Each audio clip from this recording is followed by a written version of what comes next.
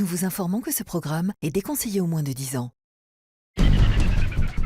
Un crime cauchemardesque.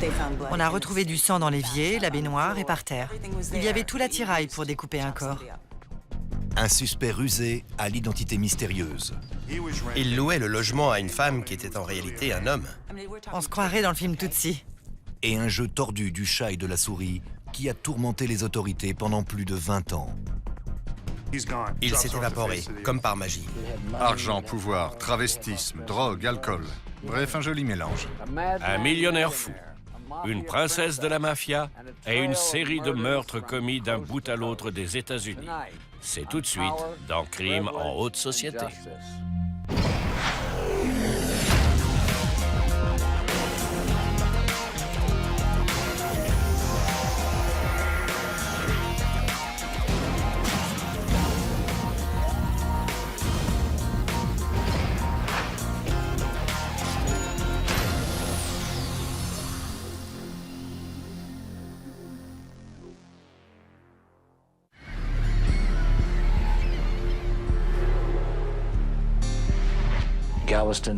Galveston n'est pas le bout du monde, mais vous pouvez l'apercevoir de là-bas.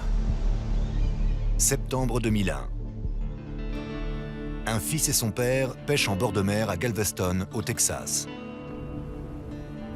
Le garçon a repéré des sacs qui flottaient. Quand il a aperçu un torse, il a hurlé qu'il y avait un corps dans l'eau. La police est appelée sur les lieux. Il manquait la tête. Il y avait 3 sacs plastiques en tout. L'un contenait 2 bras, le deuxième renfermait une jambe et le dernier l'autre jambe.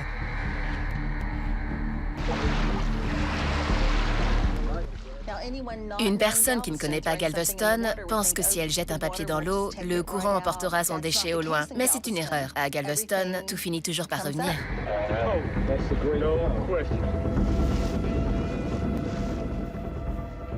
Plusieurs indices sont découverts dans ces restes macabres. Il y avait un ticket de caisse en provenance d'une quincaillerie, où quelqu'un avait acheté une bâche de protection et des sacs poubelles. Il y avait aussi l'emballage en carton d'une scie à bûche qui avait coûté 6,99 $. La police a également retrouvé un préavis d'expulsion adressé à un certain Maurice Black. Ce document mène la police à un appartement d'un quartier miteux de la ville. Les policiers se sont rendus sur place et ont fouillé les poubelles. Il y avait un pistolet et des munitions, un sac imbibé de sang, des bâches de protection, tout l'attirail nécessaire pour découper un corps en morceaux. Une chose est sûre, c'est que Maurice Black, 71 ans, homme à tout faire et réparateur de montres, a disparu sans laisser de traces. La police a obtenu un mandat de perquisition pour fouiller l'appartement. Ce qui a choqué les enquêteurs, c'est que les murs de l'appartement avaient été lavés. Il n'y avait aucune empreinte, même pas celle de Maurice Black. Mais le nettoyage n'est que superficiel. Le luminol a provoqué un véritable feu d'artifice. La cuisine était jonchée de traces de sang. Les traînées de sang mènent jusqu'à l'appartement voisin de celui de Maurice Black. C'était un véritable carnage. Il y avait du sang dans l'évier, dans la baignoire, par terre. La police a également trouvé des chaussures ensanglantées, un couteau à éplucher, une bâche de protection. C'était une atmosphère vraiment macabre. Quoi qu'il soit arrivé à Maurice Black, nul doute que ça s'était produit dans cet appartement. L'appartement est loué à une femme d'âge moyen prénommée Dorothy Signer, l'une des locataires les plus étranges du propriétaire.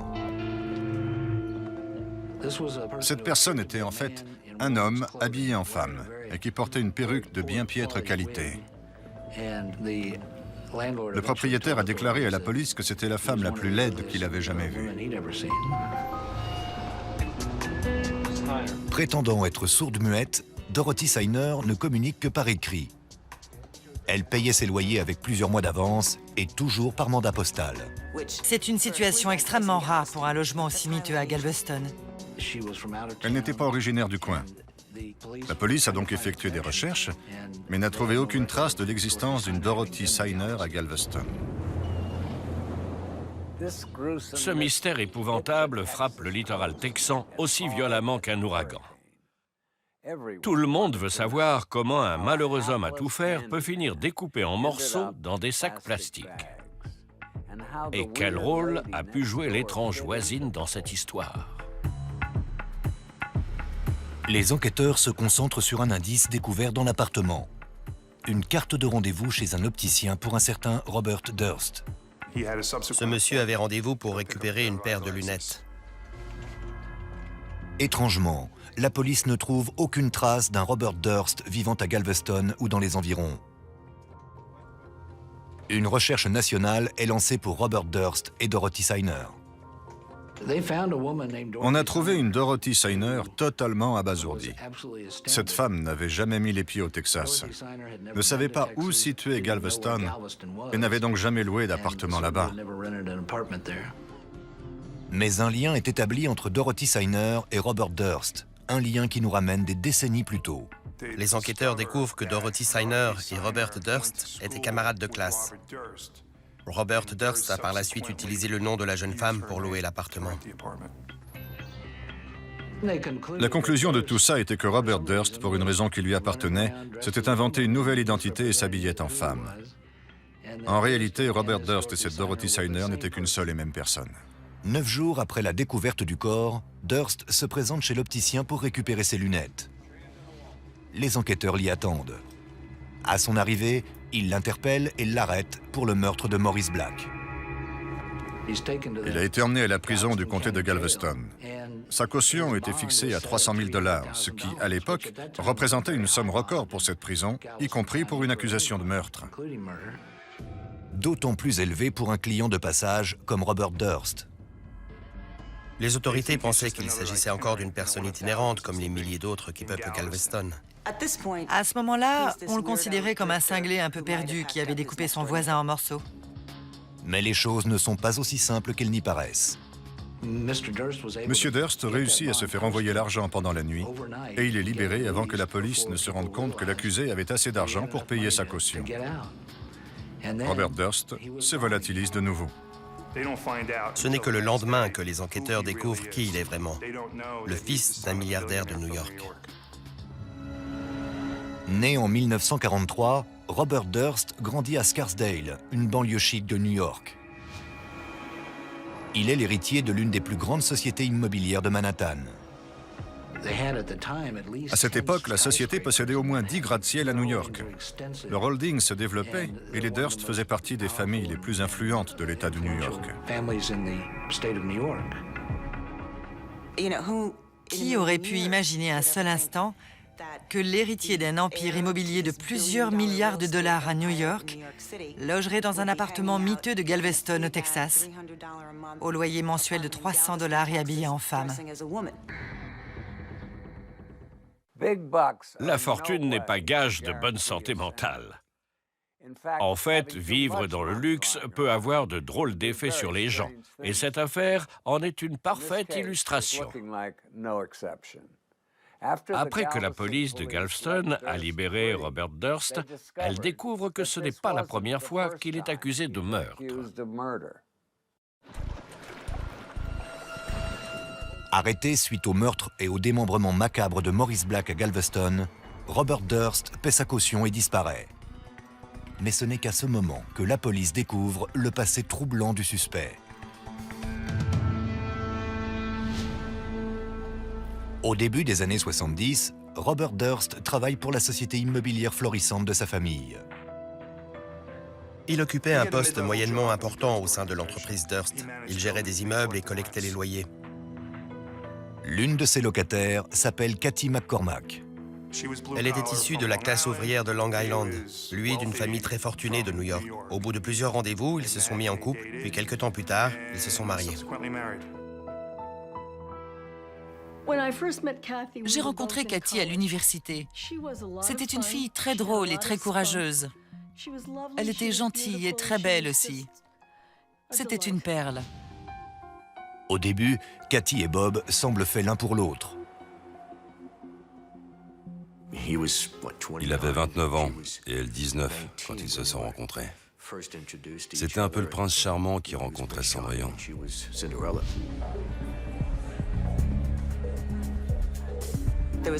Ils sortaient souvent dans des boîtes branchées de New York. Et ils sont rapidement devenus le couple tendance. Le couple possède un appartement de luxe dans Manhattan ainsi qu'une maison de campagne au nord de l'État de New York.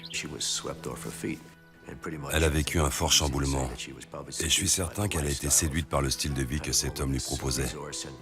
Tout cet argent, cette puissance et les hommes politiques à leurs bottes. Mais après quelques années, le mariage parfait semble montrer quelques fêlures. Pour être bref, disons qu'il avait cette étrange habitude de tout le temps crier après les autres. Hurler plutôt. Il agissait d'une façon telle que les gens étaient obligés de le remarquer, mais pas pour de bonnes raisons. Il fumait beaucoup de cannabis. C'était dans sa nature. Il consommait beaucoup de cocaïne et de cannabis. Bobby Durst était véritablement accro à l'herbe. C'était l'époque qui voulait ça, les années 70. Les millionnaires excentriques sont monnaie courante à New York. Et comme nous l'avons entendu, ce type de personnage peut parfois adopter un comportement qui laisse à désirer. Très vite, Bob Durst sombre et fait montre d'une attitude obscure et dangereuse. Au bout de 3 ou 4 ans, Bob adopte un comportement de plus en plus violent envers Cathy. Les légères bousculades du début se transforment vite en coups. À Thanksgiving, Cathy était assise sur le canapé et elle ne s'est pas levée assez vite au goût de Bob. Il est revenu dans la pièce, comme une furie, et l'a levée en la tirant par les cheveux. Elle m'appelait tard et elle se plaignait de la violence de Bob. Elle avait peur de lui. Il l'avait déjà envoyé à l'hôpital. Paradoxalement, elle le craignait, mais elle pensait être capable de le gérer. Elle se disait que ça finirait par s'arranger. Cathy veut autre chose qu'une vie fusionnelle de couple. Elle ne voulait pas être juste l'épouse d'un homme riche. Elle voulait devenir une femme accomplie. Cathy s'inscrit en école de médecine pour devenir pédiatre. Bob est loin d'être enchanté. Plus Cathy devenait indépendante, moins Bobby le supportait. Elle était sur le point d'obtenir son diplôme de pédiatre. Il aimait contrôler les autres, et là, la situation lui échappait. Mais au fil du temps, Cathy n'est plus seulement insatisfaite. Elle est terrorisée. Elle m'a dit une chose que je n'oublierai jamais. Hélène, si jamais il m'arrive quelque chose, cherche du côté de Bob. Ce sera lui le coupable. Il ne faut pas qu'il s'en sorte.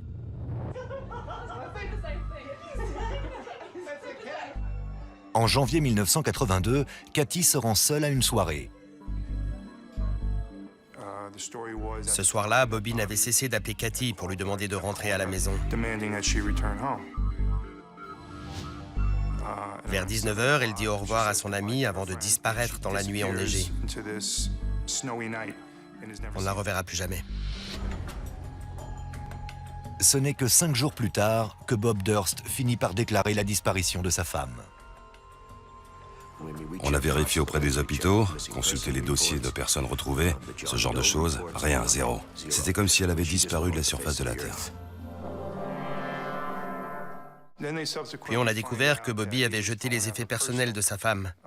Ses livres, ses manuels de médecine, tout avait fini à la poubelle. Son comportement était à l'opposé de l'attitude qu'adopterait un mari aimant dont la femme a disparu. Il était pratiquement en train de l'effacer de sa vie.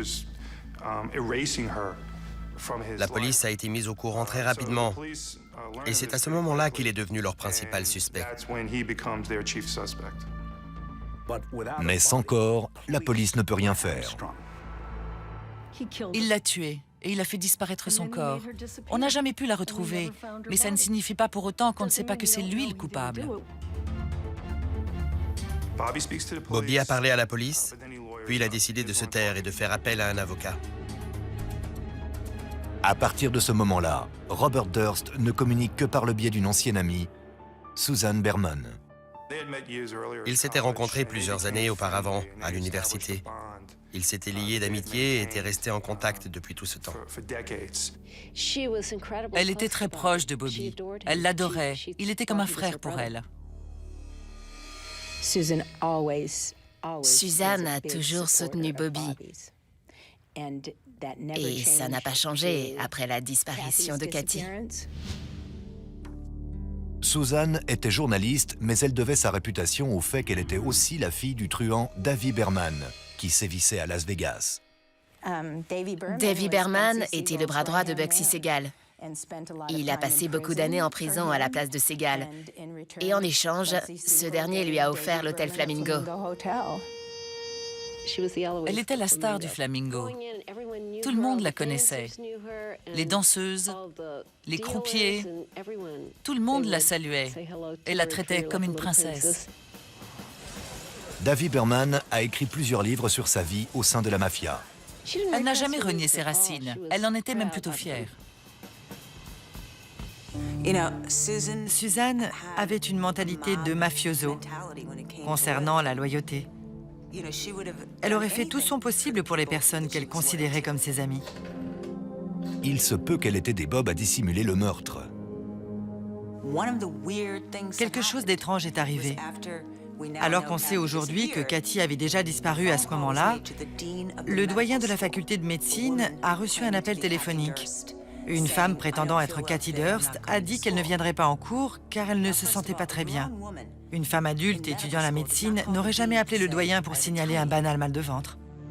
Je pense que la femme qui a passé le coup de fil était Suzanne Berman. Elle a joué un rôle, a prétendu être Cathy et passé l'appel. Elle voulait couvrir Bob. Mais ce n'est pas le seul appel téléphonique qui intrigue la police. Bobby a déclaré qu'il s'était rendu dans le Connecticut juste après la disparition de Cathy. En réalité, d'après ses relevés téléphoniques, il a passé un appel en PCV depuis Ship Bottom, dans le New Jersey. Ship Bottom est un nom évocateur pour les enquêteurs. Cette ville est à quelques encablures d'un célèbre cimetière mafieux connu sous le nom de Pine Barrens. Et l'interlocuteur de Bobby n'est autre que Susan Berman. Les enquêteurs sont persuadés que Bobby a tué sa femme et qu'il a abandonné son corps près de Ship Bottom, soit dans l'océan, soit à Pine Barrens. Mais puisqu'ils n'ont aucune preuve, leur théorie repose uniquement sur des présomptions. L'affaire est délaissée et Bobby disparaît. Au cours de la décennie suivante, Robert Durst se fait aussi discret que possible. Personne ne sait ce que fabrique Bobby Durst. Bobby disparaît, il est là, mais personne ne sait exactement où. Il possède non seulement une superbe demeure à New York, mais aussi une autre dans le Connecticut et une en Californie. Au début des années 90, après la mort de son père, Robert Durst refait surface et tente de prendre les rênes de l'entreprise familiale. On lui annonce que ce n'est pas lui qui sera à la tête de l'Empire Durst, mais son jeune frère. En gros, si on lit entre les lignes, ça signifie que sa propre famille a peur de lui et ne veut rien avoir à faire avec lui. Sa propre famille le rejette. Sa famille le considérait un peu comme le parrain. Et ça ne lui faisait pas vraiment plaisir.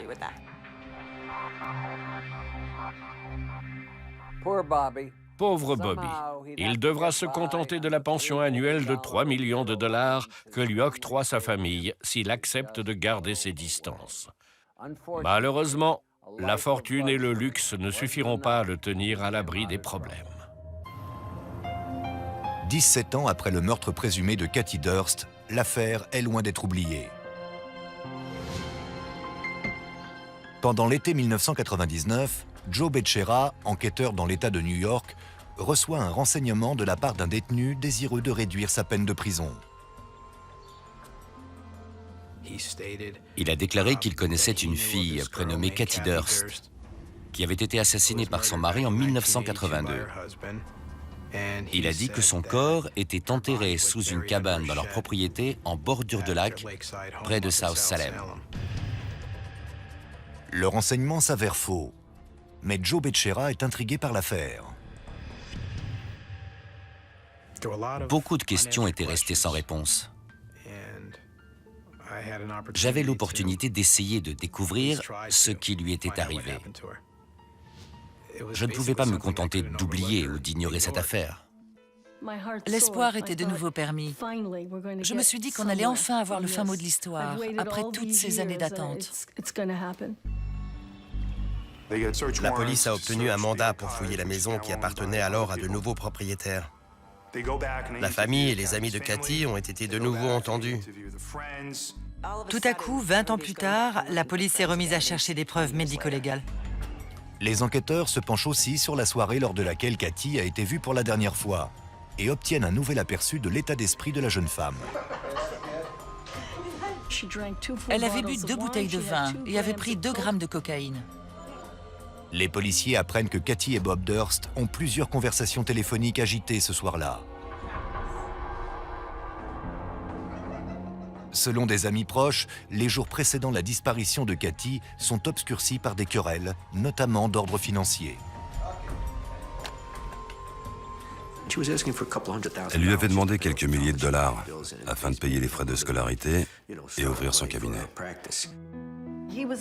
C'était un homme fortuné, mais très près de son argent, à tel point que Cathy était parfois obligée d'emprunter de l'argent à ses amis. Les jours précédant sa disparition, ses amis avaient tenté de la convaincre de mettre un terme à cette relation. Au dire de tous, Cathy aime les avantages liés au nom de la famille Durst. Mais il ne fait aucun doute qu'elle souhaite en finir avec ce mariage. Côtoyer les riches et les célébrités n'en vaut pas la chandelle. Il est évident que les tensions et les disputes étaient passées au cran supérieur. L'un et l'autre étaient on ne peut plus remonter à cette époque, et leur consommation de drogue n'arrangeait pas la situation. Cathy est rentrée chez elle pour chercher la bagarre, et elle l'a trouvée. Mais ce qui s'est réellement passé cette nuit-là demeure un mystère. 20 ans après, l'affaire mise au placard trouve un nouveau souffle. Les enquêteurs se rapprochent de plus en plus de ce qu'ils pensent être le terme de l'affaire et veulent prouver que c'est bien Bobby Durst, l'ex-mari de Cathy, qui est responsable, non seulement de sa disparition, mais aussi de son meurtre. Bobby était de nouveau le suspect numéro 1, 20 ans après les faits. La réouverture du dossier fait la une des journaux dans tout le pays. Dès que les gros titres sont apparus, Bobby Durst a quitté la ville pour Galveston, au Texas, où il a loué un appartement sous le nom de Dorothy Signer, une femme sourde et muette. L'accusation souhaite ardemment avoir un entretien avec l'amie de longue date de Bobby, Susan Berman, et celle-ci semble mûre pour une conversation honnête. Elle était fauchée et n'arrivait pas à décrocher de boulot. Elle était dans de sales draps. À cette époque, un simple poulet lui permettait de se nourrir pendant 2 semaines. Elle a commencé à réclamer plus d'argent à Bobby, plus que d'habitude. Robert Durst envoie un chèque de 25 000 $ à Susan Berman. Quand il a appris que l'enquête était rouverte, il lui a de nouveau envoyé de l'argent. Un autre chèque de 25 000 $. Au même moment, la police s'entretient avec elle pour savoir ce qu'elle se rappelle des faits s'étant déroulés 20 ans plus tôt. Et Susan Berman semble prête à tout déballer. Elle a organisé des entretiens avec le New York Times et la police de New York. Suzanne m'a dit qu'elle détenait des informations dont la révélation allait provoquer un véritable tremblement de terre. Je lui ai demandé de quoi elle parlait, mais elle ne s'est pas montrée plus précise. Alors je l'ai suppliée d'être prudente. Pendant toutes les années qui ont suivi la disparition de Cathy, la version de Suzanne était que Bobby n'avait rien à voir avec ce crime. Mais petit à petit, elle a commencé à modifier ses propos. Et à une personne, elle a déclaré que c'était bien Bobby le coupable. Quand on lui a demandé comment elle le savait, elle a répondu que Bobby le lui avait dit. Mais Susan Berman n'aura jamais l'occasion de raconter sa version. Le 31 décembre 2000, un voisin entend les chiens de Susan aboyer de façon frénétique et il appelle la police de Los Angeles. Ils l'ont retrouvée face contre terre dans sa chambre, avec une balle tirée à l'arrière du crâne. Il est impossible que Susan Berman ait laissé entrer un étranger dans sa maison ce soir-là. Elle a été abattue par derrière alors qu'elle menait son visiteur dans une pièce au fond de la maison. Elle avait confiance en cette personne.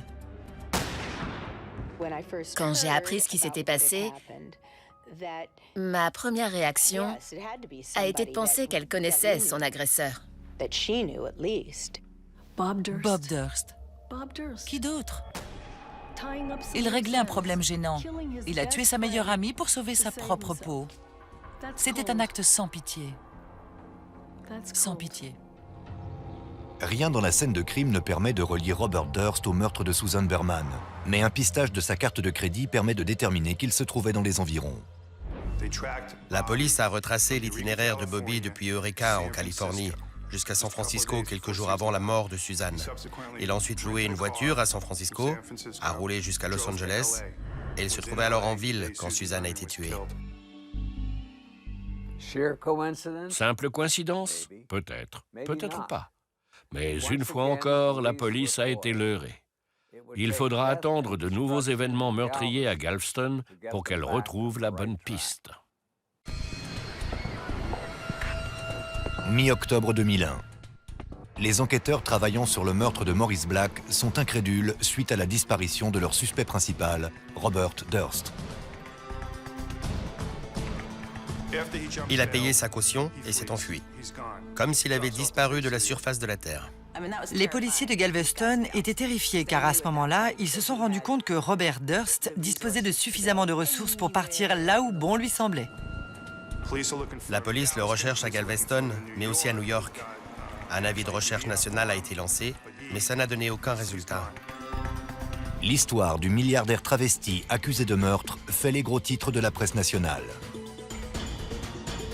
Effrayé par ce meurtre et ce démembrement sans mobile apparent, tout le monde dans le pays se met à surveiller ses propres voisins. J'ai reçu un appel d'un type qui m'a expliqué que son frère était propriétaire à la Nouvelle-Orléans et que lui aussi avait loué un appartement à une femme qui était en réalité un homme.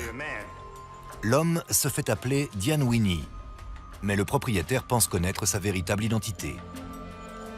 Il s'est avéré que c'était Robert Durst qui louait l'appartement à la Nouvelle-Orléans.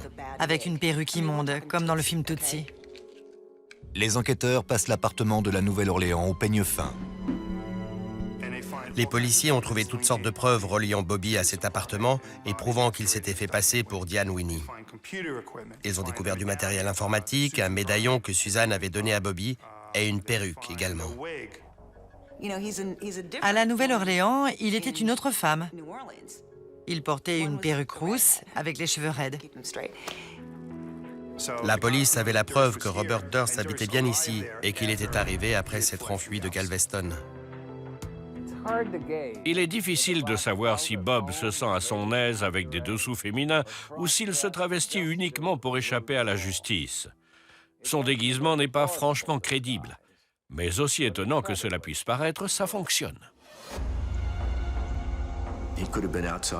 Il a très bien pu venir jusqu'à chez moi, peut-être dans l'intention de kidnapper l'un de mes enfants. Il se peut aussi qu'il ait traqué les membres de sa famille pour les agresser.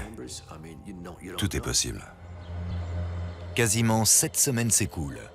Il semble que Robert Durst ne refera jamais surface. Mais juste avant Thanksgiving, la chance sourit aux enquêteurs.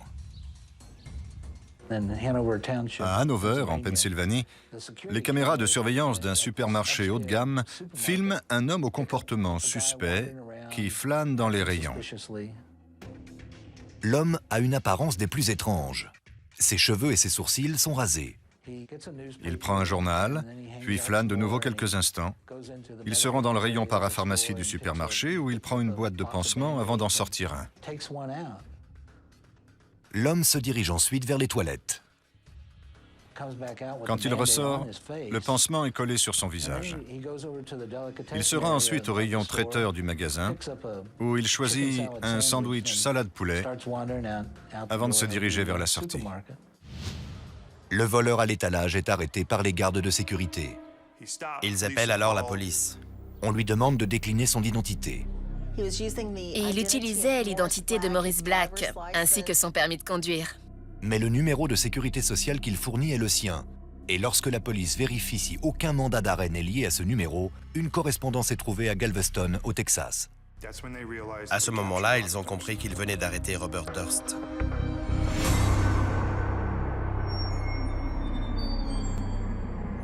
L'insaisissable millionnaire est arrêté pour avoir volé un sandwich salade poulet et pain de seigle.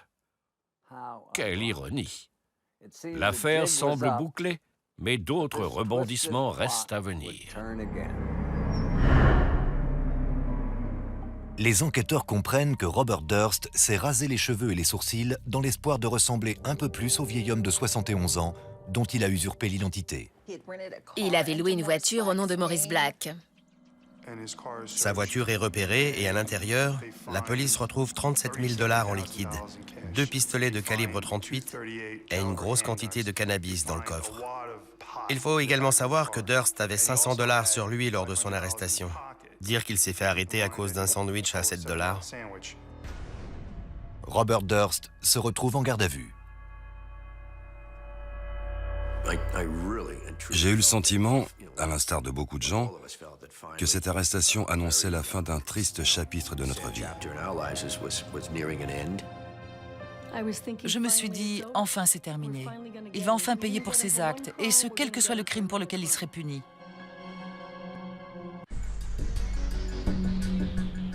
Quatre mois après la découverte macabre du corps démembré de Maurice Black dans la baie de Galveston, l'accusation prépare son réquisitoire à l'encontre de Robert Durst. Ils voulaient sa peau, tout simplement. Cet homme les avait manipulés comme des bleus. On avait un corps découpé en morceaux, un suspect, de nombreuses preuves trouvées à l'appartement, une tentative réussie de fuite. L'accusation ne pouvait pas rêver mieux. Les policiers de Galveston m'ont dit « Jim, au vu des charges qui pèsent contre lui, c'est dans la poche. »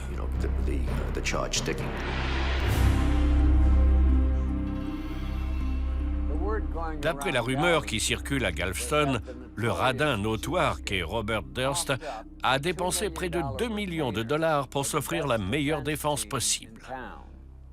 Ce geste fait comprendre à l'accusation qu'elle va devoir déployer tout son talent et ne rien laisser au hasard.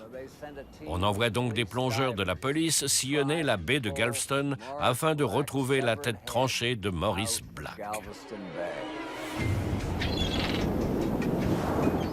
Il était essentiel de retrouver la tête de la victime pour établir la raison ou la cause de la mort.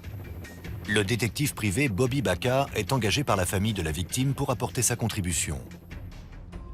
Retrouver cette tête permettrait à coup sûr de voir que l'entrée de la balle se situe à l'arrière du crâne. Et que la victime avait été abattue de la même façon que Suzanne Berman, d'un coup de feu à l'arrière de la tête. Alors que les équipes de plongeurs ratissent la baie, des spéculations apparaissent quant au mobile. Robert Durst est suspecté d'avoir tué uniquement des personnes qu'il connaissait. Alors, quel lien le relie à Black? L'une des questions qui aujourd'hui encore me taraude, c'est « Connaissait-il déjà cet homme? Comment était-il devenu son voisin ?» Ces deux hommes ne sont pas devenus voisins à Galveston par hasard. Je n'y crois pas une seconde. Je suis intimement persuadé qu'ils se connaissaient déjà. Certains enquêteurs pensent que Susan Berman est le maillon manquant de la chaîne. Maurice Black était-il membre de la mafia? Était-ce un tueur à gages ou un membre de la mafia juive? Bobby Baca émet l'hypothèse que Maurice Black aurait aidé Robert Durst à tuer sa femme et à dissimuler le corps. La façon dont Cathy a disparu était étrangement similaire à la façon dont les mafieux procèdent pour faire disparaître les corps de leurs victimes. C'est monnaie courante dans cet univers. Les recherches macabres de la tête de Maurice Black sont vaines. La Dream Team de la Défense fait une annonce qui a l'effet d'une bombe. Robert Durst admet avoir tué Maurice Black en état de légitime défense. Oui, il l'a tué. Il l'a tué, puis il l'a découpé en morceaux et l'a jeté dans la baie. Mais c'était de la légitime défense. Ce pauvre homme a été harcelé par des gens qui l'ont suspecté de tout un tas de choses et il a perdu les pédales. De la légitime défense? Découper un vieillard sur le sol d'une cuisine? C'est le comble de l'outrecuidance. Fin septembre 2003, le procès débute. Tous les éléments du scandale étaient réunis. Argent, pouvoir, travestisme, drogue, alcool. Bref, un joli mélange. L'accusation débute sur les chapeaux de roue.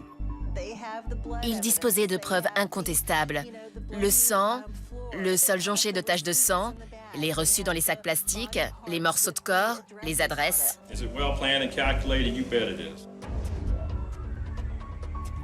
Étape par étape, les terribles circonstances du meurtre et du démembrement de Maurice Black sont reconstituées.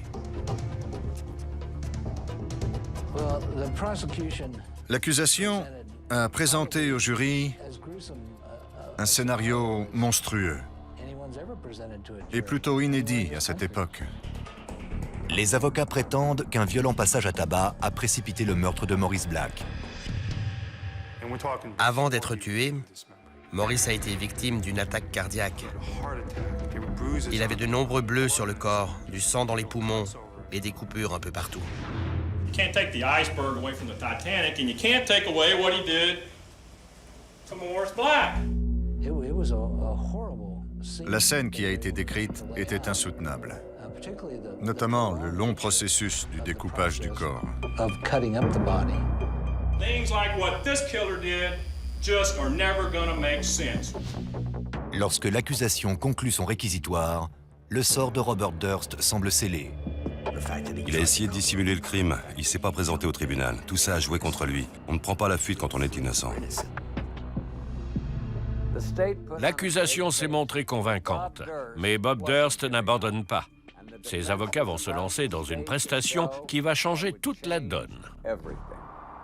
Lors du procès pour meurtre accusant Robert Durst, l'accusation vient de terminer un réquisitoire convaincant. C'est à présent au tour de la défense qui n'est pas en reste. This case is not about what Bob Durst did after Maurice Black died. La stratégie consiste principalement à blâmer la victime et à transformer Robert Durst, le tueur psychopathe, en un homme appréciable. Ses avocats ne faisaient jamais référence à leurs clients comme Monsieur Durst, mais ils disaient plutôt « mon ami Bob, ce bon vieux Bobby ». Ils voulaient nous inciter à le prendre en pitié. J'ai assisté à ce genre de scénario des milliers de fois. La technique est toujours la même, abjecte. Transformer l'accusé en victime et faire de la victime un véritable monstre. La défense prétend que Maurice Black avait un caractère de chien et que Robert Durst souffre du syndrome d'Asperger, une forme modérée d'autisme qui engendre un comportement parfois étrange. Les avocats l'ont appelé à la barre, ce qui a été un véritable coup de génie. Il allait devoir s'expliquer quant au démembrement du corps, mais en aucun cas sur un éventuel assassinat. Il s'en est sorti haut la main. Il déclare au jury que le jour du meurtre, il a trouvé Maurice Black dans son appartement et qu'il était armé. Maurice Black savait que Robert Durst possédait des armes chez lui. Durst a dit que Maurice Black a saisi l'un des pistolets pour le menacer et qu'ils se sont ensuite battus avec l'arme entre eux deux. Robert Durst assure que le coup est parti accidentellement et a touché Maurice Black au visage alors qu'il essayait de se défendre. Durst a prétendu qu'il avait paniqué et qu'il avait eu peur de ce qui se passerait si la police débarquait et trouvait un corps dans son appartement. Sa version plaidait la légitime défense. Mais sachant qu'il était suspecté pour d'autres crimes, il savait que ça ne jouerait pas en sa faveur. Il s'est senti obligé de dissimuler le corps. Assurant qu'il était sous l'emprise de l'alcool et de drogue, Robert Durst narre de façon détaillée au jury la dernière et monstrueuse étape. Il se souvient seulement avoir nagé dans une mare de sang. Il ne se rappelle de rien, excepté qu'il a dû démembrer ce corps dont il voulait se débarrasser. Il s'est montré brillant. Si je devais un jour tuer quelqu'un, je le prendrais comme avocat. Le jury délibère pendant 26 heures insoutenables. Quand les délibérations durent aussi longtemps, on se demande ce dont les jurés peuvent bien parler et ce qui les empêche de prendre leurs décisions. Mr. Foreman, I understand you have a verdict. Will you hand it to the bailiff? Après 4 jours, le jury rend son verdict. Will the defendant please rise? Will the jury find the defendant, Robert Durst, not guilty?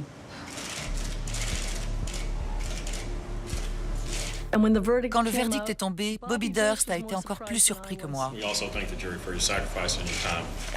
J'étais dépitée. Je me suis simplement dit qu'il s'en était encore tiré. J'ai failli m'écrouler par terre. On dirait qu'en matière de justice, cet homme est intouchable. J'étais sous le choc. J'en croyais pas mes oreilles. Les forces de police du Texas nous avaient pourtant assuré que le procès était, je cite, « gagné d'avance ». Il n'a pas été inculpé pour avoir découpé un corps, ni pour aucun autre crime. Si le jury ne reconnaissait pas Robert Durst coupable de meurtre, aucune autre condamnation n'était possible. Le jury a certainement pensé que la scène réunissait 2 personnages peu recommandables, dont l'un armé d'un pistolet, et que tous les scénarios étaient possibles, y compris celui de la légitime défense. C'était une impasse. Robert Durst purge à peine 3 ans de prison pour possession d'armes à feu, non-présentation au tribunal et falsification de preuves. Il vit désormais en homme libre.